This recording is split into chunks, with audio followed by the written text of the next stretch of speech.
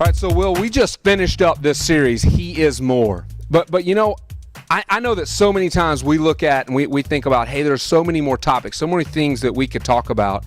And I feel like this is a series that we could definitely have gone on for weeks and weeks.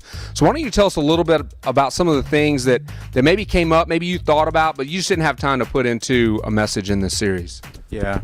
You know, I had two specifically that came to mind that we looked at, we talked through, and one was holiness.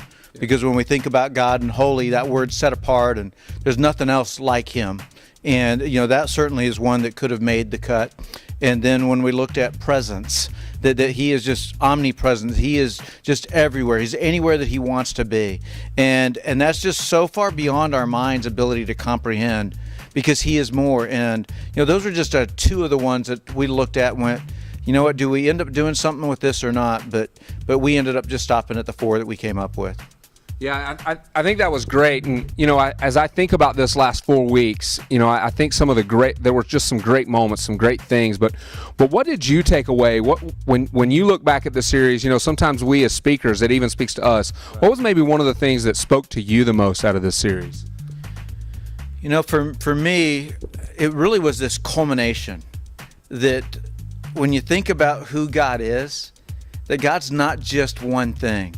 And that sometimes we're just tempted to try to put God in a box and go, oh, He's that. That's what He is. And that it's just all interwoven together.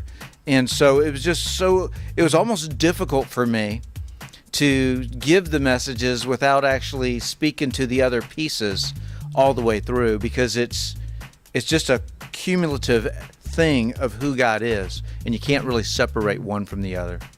Yeah, that's good stuff. That's good stuff. So we just want to thank you for, you know, this first installment in Behind the Series.